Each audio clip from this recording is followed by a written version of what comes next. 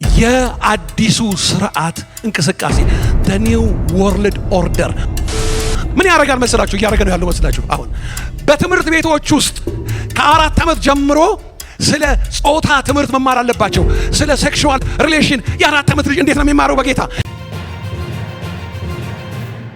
ዓለም ከተፈጠረ ጀምሮ ያልሆነ እንግዲሁም ከቶ የማይሆን ታላቅ መከራ የሆነ መቼ?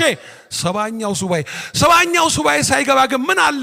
ቤተክርስቲያን ታዲያ የት ነች? ሰባኛው ሱባኤ መከራ ከሆነ እቺ ክርስቶስ ቤተክርስቲያን የት ነው ያለችው?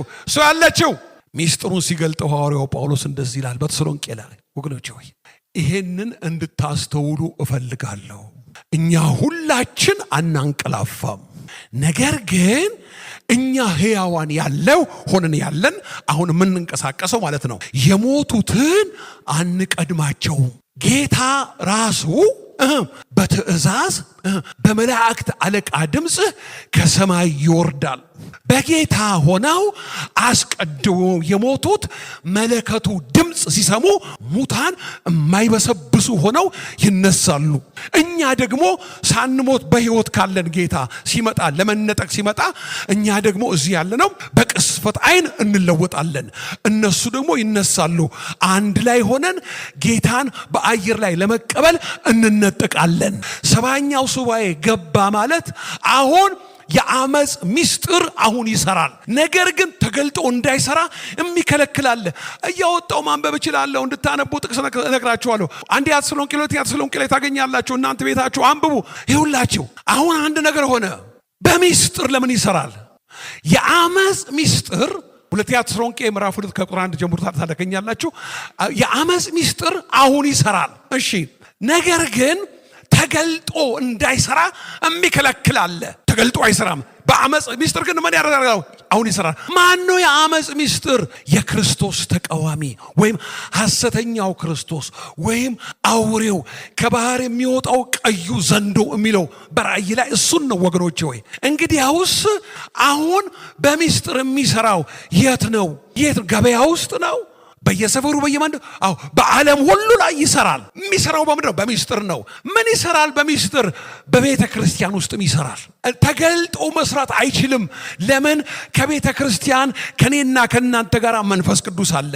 መንፈስ ቅዱስ ግን እሱ ሰዓቱ ሲደርስ ጊዜው ሲደርስ መንገድ ይለቃል። መንፈስ ቅዱስ የዛን ጊዜ የክርስቶስ ተቃዋሚ አሁን ሁሉን ነገር በዓለም ላይ ዛሬ እንድትይዙልኝ አደራ በጌታ ፍቅር መጠይቃችሁ። አሁን በዓለም ላይ ሁሉ ነገር እየተመቻቸለት ነው ያለው። ሁሉ ነገር እየተመቻቸ ብዙ ነገር ውስጥ አልገባም። አልፎ ነገራቸው ነው። አንዳንድ ነገር በኒውዮርክ ሲቲ የነበረው ትዊን ታወር የሚሉት ባለፈው ዛሬ 20 ምናምን ዓመት ገደማ በዛ በአውሮፕላን ውስጡ ገብተው የፈረሰው ሁለቱን የዓለም ክፍል የሚወክሉ ናቸው ይሉ ነበረ አንዳንድ ሲናገሩ። ምን ምስራቁንና ምዕራቡን የኮሙኒዝምንና ኢምፔሪያሊዝምን ሁለቱ ናቸው የሚወክሉት። አሁን የኮሙኒዝም የኢምፔሪያሊዝም ዘመን የለም እና አሁን ምን ሆነ? በዛ ቦታ ላይ አንድ ህንጻ ሰርተዋል። ለምንድነው ሲላቸው አሁን ከእንግዲህ በኋላ አንድ ሃይማኖት ነው፣ አንድ ዓለም አቀፍ ፖሊስ ነው፣ አንድ ዓለም አቀፍ ወታደር ነው፣ አንድ የገንዘብ ከረንሲ ነው፣ አንድ የዓለም ሃይማኖት ነው። ይሄን የሚያደርገው ማን ነው?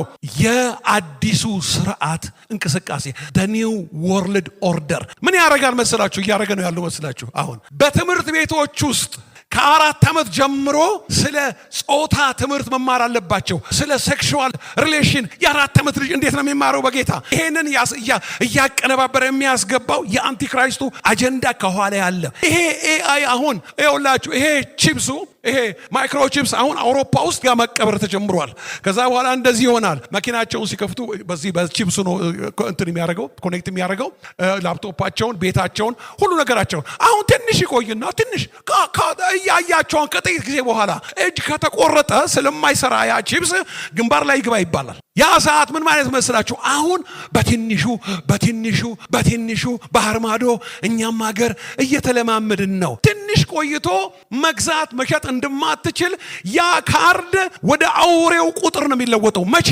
አሁን በሚስጥር ነው የሚሰራው። ቤተክርስቲያን ከተጠቀች በኋላ ግን በግልጽ ይወጣል፣ ራሱን ገልጦ ይወጣል። እና አንድ ነገር እንዳትረሱ ወገኖች፣ በዛን ሰዓት ላይ የሚሆነውን ነገር ዓመተ ምሕረት የለም፣ ጸጋ የለም። በዛን ሰዓት ክርስቲያኖችስ አሉ፣ የሚድኑ አሉ ቢድኑ።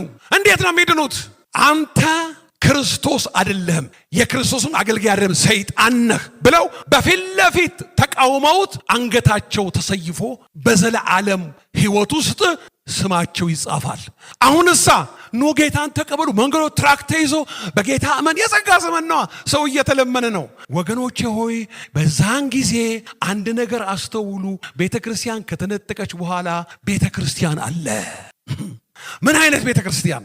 የሐሰተኛው ክርስቶስ አሰራር የሚቆጣጠራት፣ ሁሉም ነገር የሚካሄድባት፣ ፈውስ ነው፣ ተአምራት ነው። እኔ አንድ ነገር ይገርመኛል ወገኖቼ ሆይ አንዳንድ ቦታ አሁን እንደ ስልክ ቁጥሬን እኮ ነገረኝ፣ ቤቴ እኮ ያለውን ቁም ሳጥን ውስጥ ነገረኝ፣ እንዲህ ብለው ሰዎች ተደንቀው መሬት ላይ እንክበልላሉ። የክርስቶስ ተቃዋሚው ዘመኑ ሲደርስ ሊትራሊ የሚታይ እሳት ከሰማይ ነው የሚያወርደው። የዛን ጊዜ ምን ልትሆን ነው? በጭንቅላት ቆመ ነው የሚያመልኩት። የዛን ጊዜ በእግራቸው ቆመ ነው የሚያመልኩት። እቺ በትንንሿ ነገር ሰው የሳተ የዛን ጊዜ ወገኖቼ ሆይ በሰይጣን ኃይል ተሞልቶ ታላላቅ ድንቅና ተአምራቶችን ያደርጋል። ዓለም ሁሉ እንደዚህ ይላል።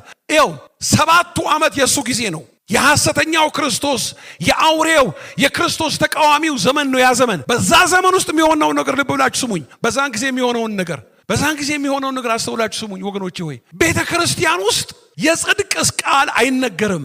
አሁንም እየተለማመዱት ነው። ብዙ ቦታ ላይ የሚነገረው እንዴት ሀብታም እንደምትሆን፣ እንዴት ባልህ ላይ እንደምትጨምር፣ እንዴት ደስተኛ እንደምትሆን፣ እንዴት እንደምትዝናና እሱ ይነገርሃል። የመስቀሉ ቃል አይነገርም። የሕይወት ወንጌል አይነገርም። የትክክለኛው የክርስቶስ ኢየሱስ የሚያድነው የደሙ ኃይልና የወንጌሉ ጉልበት የስሙ ኃይል አይነገርም። እንግዲህ በዛን ሰዓት ምን አለ መስላችሁ?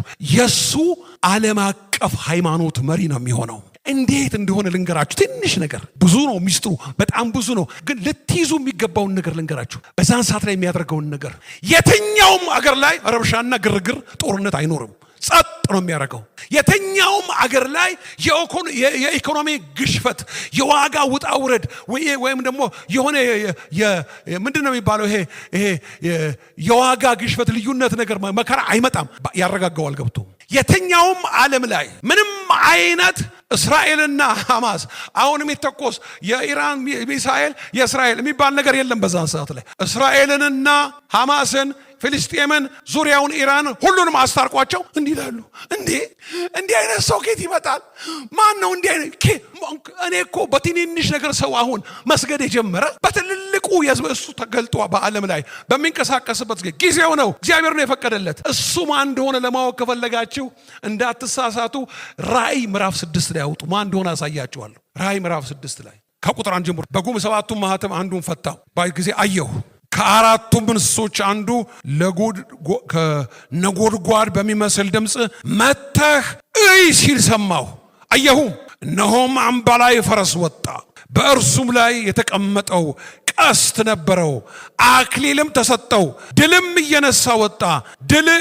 ድልም ለመንሳት ይኸውላችሁ፣ እንደገና አሁን በአስተውላችሁ እንድትሰሙ ይፈልጋለሁ። አምባላይ ፈረስ ወጣ፣ በእርሱም ላይ የተቀመጠው ቀስት ነበረው፣ አክሊልም ተሰጠው፣ ድል እየነሳ ወጣ። ይሄ ኢየሱስ ክርስቶስ እንዳይመስላችሁ፣ ይሄ የክርስቶስ ተቃዋሚው አውሬው ነው። ኢየሱስ ክርስቶስ ቀስት ይዞ አይወጣም። ሲፈታ መቼ ነው እንደዚህ የሚወጣበት ሰዓት? ወገኖቼ ሆይ ያኔ ዓለምን በሙሉ በቁጥጥሩ ስር በሚያደርግበት ሰዓት። አሁን በዚህ በዓመተ ምሕረት ያለ እኔና እናንተ ለምንድን ነው እስራኤላውያን ታዲያ ዝቅ ብላችሁ ስታዩ እንደዚህ ይላል። 7 ሱባኤና 6 ሱባኤ ይሆናል። እርሷም በጭንቅ ዘመን ከጎዳና ቅጥር ጋር ትሰራለች። ከ62 ጊዜ 7ም በኋላ መሲህ ይገደላል፣ በእርሱም ዘንድ ምንም የለም። የሚመጣው አለቃ ሕዝብ ከተማይቱንና መቅደሱን ያጠፋል። አስተውሉ። አንድ ጊዜ የሚመጣው አለቃ የሚለው እዚህ ጋር ማንን እንደሆነ ታውቃላችሁ? የሚመጣው አለቃ የሚለው የሮም ቄሳር በ70 ዓመተ ምሕረት በሮም የነበረው ዓለም ላይ አብዛኛው ግዛት የነበራቸው የቄሳሮች አንደኛው ነው። ልጁ ቬስፒሲያን ይባላል የሱ ልጅ እና ጀረናል ነው ልጁ። በ70 ዓመተ ምሕረት ቀጥ ብሎ ኢየሩሳሌምን ድምጥማጧን ሊያጠፋት መጣ 70 ዓመተ ምሕረት ላይ እና ምን አደረገ ወገኖቼ ሆይ? ከበባት እና 3 ነገር ሆነ። ውሃ ጥም ሆነ፣ ረሃብ ሆነ፣ በሽታ ሆነ። ኢየሩሳሌም በጭፍራ ተከባ ስታዩ እንግዲህ ጥፋቷ እንደደረሰ እወቁ። የሉቃስ ወንጌል ምዕራፍ 21 ላይ አውጡ። ከቁጥር 20 ጀምሮ ላንብበው። ኢየሱስም ኢየሩሳሌም ግን በጭፍራ ተከባ ስታዩ በዚያን ጊዜ ጥፋቷ እንደቀረበ እወቁ።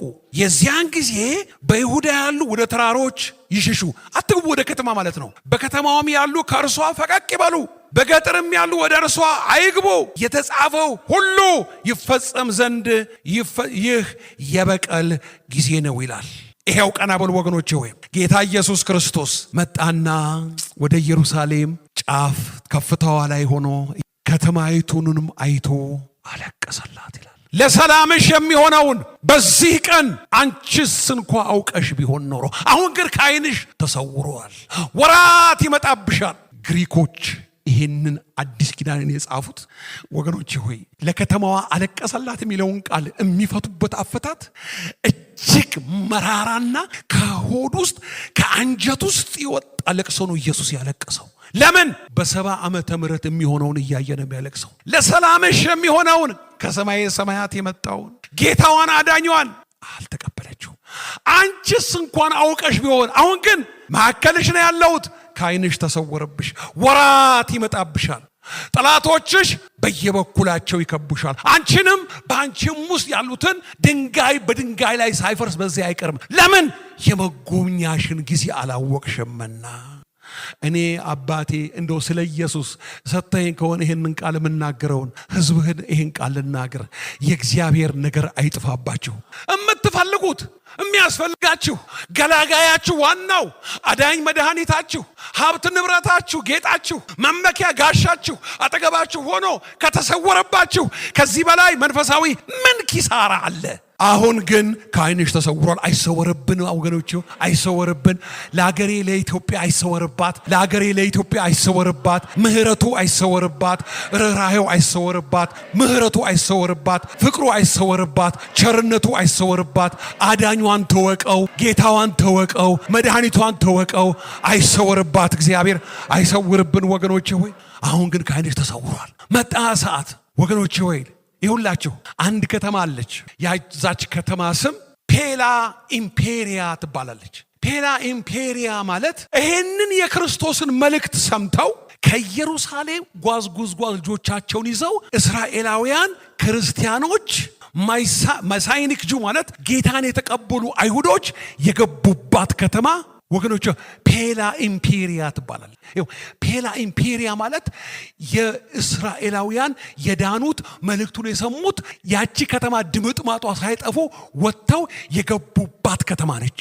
እዛ ሆኖ እንግዲህ አስምኑን አሁን በዛን ወራት ለርጉዞችና ለሚያጠቡ ተከባዋላ።